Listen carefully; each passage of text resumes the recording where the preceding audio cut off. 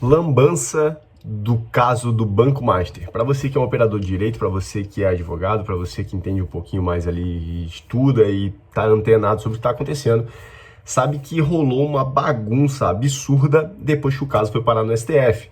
Porque quando o caso vai parar no STF, é sorteado um relator, e esse relator é o cara que vai dar o voto dele. E depois a turma pode votar contra, trazendo um voto novo, ou seguir o voto do relator, ou seja, aquilo que o relator falou. Aí o colegiado, na hora de julgar, colegiados são os vários ministros da turma ou do plenário, eles vão olhar para aquilo ali e vão dizer, ó, tá certo, tá errado, enfim. A questão é que caiu no colo do ministro Dias Toffoli. E, cara, começou uma lambança degeneralizada, de vai e volta, que ninguém entendeu nada. Se você é um operador do direito, você sabe que a cariação é o momento do processo onde ocorreu o oferecimento da denúncia e a defesa também oferece a sua contestação. Ou seja, temos duas peças, uma da PGR, do Ministério Público, né, da Procuradoria-Geral da República, falando que há um crime, e outro falando que... E ali os advogados dizendo que não há um crime, batendo contra a denúncia, beleza? Entenderam aí? São duas peças, dizendo que quer montar de prova e tudo mais, enfim.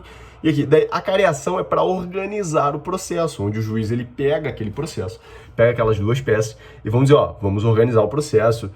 Isso aqui você que pediu para montar essa prova vai montar em determinado momento, você que falou que quer produzir essa prova vai montar em determinado momento, enfim. Ou seja, a cariação é um momento de organização do processo após o oferecimento da denúncia e após contestação. Ou seja, já temos duas coisas, já temos o contraditório aqui rolando. E por algum motivo bizarro, o ministro Dias Toffoli, ao pegar o caso, ele decide de ofício que ele quer fazer a cariação do processo. Cara, nem rolou o oferecimento da denúncia, irmão. Tá numa fase de investigação. Por que caceta um juiz, porque por mais que seja um ministro, mas ele tá num papel de juiz, porque um juiz está querendo fazer cariação sem ter contraditório? Como que você organiza o processo para ser julgado, para produção de provas e tudo mais? Antes disso, então já começa a lambança aí. E calma que eu vou chegar na parte boa. Após isso, muita pressão, o pessoal falando, nossa, tá completamente errado, que loucura é essa? O devido processo legal virou uma lambança agora, enfim. Aí vem o ministro Dias Toffoli e volta atrás. Não, tá bom, não vai rolar coligação agora não. Mas todas as provas que forem produzidas têm que vir direto para mim, sem passar pelo PGR. O ministro, na figura de um juiz, ele tem que ser imparcial. Então, primeiro, a polícia faz dentro do inquérito policial, faz todas as suas investigações. Dentro dessas investigações, o delegado, a autoridade policial, vai montar vai terminar o inquérito e vai apresentar quem? Ao Ministério Público. No caso ali, a PGR. Apresentando para a PGR olhando aquilo ali, dizendo, não, agora eu tenho indícios suficientes para produzir prova em juízo contra o réu, porque ele provavelmente é o culpado diante dessa investigação policial. E daí sim o Ministério Público vai apresentar uma denúncia, criar uma peça, igual de um advogado, normal, e apresentar para o juiz. E o juiz é o ser imparcial. Tem que ser um ser imparcial. Tanto para garantir que o inocente que é inocente seja inocentado, e para o culpado que é culpado seja culpado. E deixar que os dois que não são imparciais, que é o Ministério Público e a defesa, esses dois aqui não. Esses dois aqui, ao apresentar a denúncia, agora vai até o final, a não ser que o Ministério Público observe que não, realmente não rolou crime, mas só para vocês entenderem. Então ele disse assim, ó, não passa pela PGR não, vem direto para mim. Aí eu entrego para a PGR o que eu acho que tem que ser entregue para ela me apresentar a denúncia de novo. Cara, isso é uma lambança, isso é uma loucura dentro do direito que vocês não fazem noção. Isso vai contra qualquer princípio constitucional de devido processo legal. É um absurdo o que aconteceu ali. Muita pressão, de novo, obviamente. O Senado falando em pedir impeachment e um monte de gente falando contra ali. Vem o pessoal e vem o Toffoli de novo e diz, não, tá bom, então agora vai direto para a PGR, mas a polícia não é para fazer o trabalho dela não. Aqui só tudo que for pegando já vai mandando direto para a PGR. Mais um absurdo, porque você tá dando você não tá deixando a autoridade policial fazer o inquérito policial como deve ser feito, para daí sim, dentro do inquérito policial, que daí ele tem natureza inquisitiva, diferente do em juízo, mas ali que tem natureza inquisitiva, que vai buscar realmente as provas necessárias, os indícios necessários, na verdade não são provas, vai mandar para a PGR olhando para tudo aquilo ali, ela vai saber se tem como produzir prova suficiente para determinar em juízo que aquele cara, que aquele agente, que aquela empresa cometeu determinado crime. A empresa comete crime sim, tá? Em crimes ambientais ela comete crime. Talvez você queira me corrigir aí, você que é operador de direito, tô ligado, viu? Mas enfim, então rolou de novo essa lambança. Mas por que rolou tantas lambanças assim? Por que rolou tanto problema assim nesse caso? Primeiro, tivemos um escândalo absurdo, onde um escritório de três advogados recebem 129 milhões de reais de contrato com o Banco Master. Aí você pode dizer, não, mas o Banco Master é o banco fraudulento, é o banco que traz problema, é o banco que é o criminoso. Isso aí a gente já esperava que tivesse coisas assim. Sim, só que um dos advogados que compõe esse escritório é nada mais, nada menos que a esposa do ministro Alexandre de Moraes. Eu sei que você está agoniado, assim como eu, de ouvir esse nome, porque virou um nome que está dentro da internet, da política, que me dá nojo já de ouvir, porque ou é a direita bostejando, ou é a esquerda defendendo, bostejando também. Então, chega a dar dor de ouvido, mas é verdade, cara. Isso é um absurdo. Como que um escritório, nem um escritório, os maiores escritórios do Brasil não recebem com 200, 300 advogados.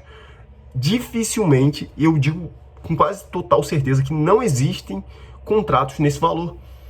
Então, quer dizer que um banco precisa de um escritório de 3 advogados, não de 200, e ainda paga 129 milhões de reais. Por coincidência, é um banco onde você tem um ministro como marido de uma das integrantes ali do escritório de advocacia. Interessante, né? E aí, conversa vai, conversa vem, a gente vai pesquisando aí na internet e você tem ali também uma notícia que saiu, se não me engano, no Globo e tudo mais, falando que o ministro Alexandre de Moraes foi conversar com o Galípolo, que é o presidente do Banco Central, para falar sobre que isso era um absurdo, o que estava acontecendo com o Banco Master. Qual o interesse do ministro Alexandre de Moraes frente a todos os problemas que ocorreram no Banco Master para defender o Banco Master diante do Banco Central? O que você acha que, se você no mínimo não cogita que tem alguma coisa muito errada nisso aí, você é um Zé Mané, velho. Porque você às vezes pode estar pensando com a sua cabeça de defensor da direita ou defensor da esquerda e você se fecha nesse mundinho. Esquece isso, cara. Esse pessoal vive lá em 1964, eles querem falar de guerrilha, de ditadura, deixa esses dois lados para trás. Isso acabou, cara. Nossa geração é a geração que vai tocar o barco. E é olhar para frente, esquece esse negócio. Então esquece isso e para pensar, cara, isso tem alguma coisa muito errada. Já é estranho demais ter um contrato de 129 milhões com a esposa de um ministro do Supremo Tribunal Federal. Não bastando isso, esse mesmo ministro foi conversar com o presidente do Banco Central para defender o Banco Master. Caraca, isso é impensável num país sério. É impensável. O mesmo cara que vai fazer discursozinho entre político velado na USP, pô. Cara, isso é impensável. Isso é loucura. Isso não é conduta de um ministro. Se você fala isso em qualquer país de primeiro mundo, eles vão dizer, cara, isso não é a conduta dos nossos ministros do Supremo Tribunal Federal, que nem rede social pode ter. Entendeu? Enquanto você tinha ministro Luiz Barroso, e não tô defendendo o bolsonarismo, mas falando, nós derrotamos o bolsonarismo. Que isso, cara? Em festa com o presidente do iFood, que isso, que loucura. Mas enfim, não, a coisa piora ainda mais. Você achou que tinha acabado, né? O relator Dias Toffoli começou a se cogitar que ele estava fazendo toda essa lambança, não é porque ele não sabia direito, afinal, ele é o ministro do Supremo Tribunal Federal, e mesmo que ele não soubesse direito quando entrou no Supremo Tribunal Federal, que já estaria muito errado, mas com certeza sabia, mas vamos dizer que ele não sabia, ele está há anos trabalhando no Supremo Tribunal Federal. Logo, ele aprendeu, velho, ele já sabe como é que funciona o devido processo legal, mesmo se ele não soubesse. E aí você tem agora o escândalo de um resort que tem conexão com o Banco Master. Esse resort, ele era de um dos familiares do ministro Dias Toffoli. Os funcionários, de acordo com as notícias, tá? Tudo que eu tô falando aqui é de acordo com as notícias, com as fontes das notícias, tá? Então se resolvam lá com os jornalistas. Eu só tô fazendo uma análise diante das notícias que vieram à tona. Os funcionários tratam Dias Toffoli, quando ele vai nesse resort, se não me engano, no Paraná, como o patrão. Não, quem é o dono do resort? Não, o dono aqui é o Dias Toffoli. Foram ver que eram dos irmãos dos Dias Toffoli, eram os irmãos Toffoli lá, dos parentes, enfim, você pode olhar a notícia, você vai achar com mais detalhes, para mim não me interessa, a questão é que era de familiar. E ele foi vendido há pouco tempo para uma empresa, e essa determinada empresa já se constatou, diante de alguns noticiários, que ela é simplesmente laranja, pô. Tem lá no contrato de venda dessa parte dos irmãos para essa empresa, fala que o endereço é em determinado local. O Estadão, se não me engano, mandou um repórter lá e tem um cara filmando. Aparece uma senhora numa casa dizendo: não, aqui é minha casa, eu moro aqui há 25 anos. Isso aqui não é sede de empresa nenhuma. Então, já tem aí até nome de laranja. E aí, você entende por que os policiais, por que o Toffoli queria julgar logo, antes de ter contraditório, queria fazer a cariação? Não é porque ele não sabe devido processo legal, é porque tem um interesse envolvido. Por que o Dias Toffoli não queria que as coisas, que os conteúdos fossem para a PGR? Que é mais gente envolvida, tem mais acesso a determinados documentos. Por que não queria que fosse para a Polícia Federal? Aí não, mas é porque eu quero sigilo nesse caso, que esse caso é midiático, esse caso é importante. Por que ele queria sigilo no caso? Por que ao escolher ir para a Polícia Federal, ele disse assim, ó, só 4 agentes. Tá bom, vai poder ir para a Polícia Federal, mas agora só 4 agentes vão ter acesso. Que é muito mais fácil você controlar o que vai sair dali, se for a menor quantidade de gente. Então ele não quer que o público saiba, só que tem se dado mal, tanto ele quanto o ministro Alexandre de Moraes, porque chegou na população através da, graças a Deus, que a mídia, ela não é censurada. É algo que eles não conseguiram. E é algo que, por mais que você ache que é discurso político, a ideia de fake news, ela vem enviesada, mas olha o tipo de autoridade que nós temos no Brasil. Imagine que essas pessoas conseguissem bater um pouco mais e botar leis mais duras como elas queriam sobre fake news.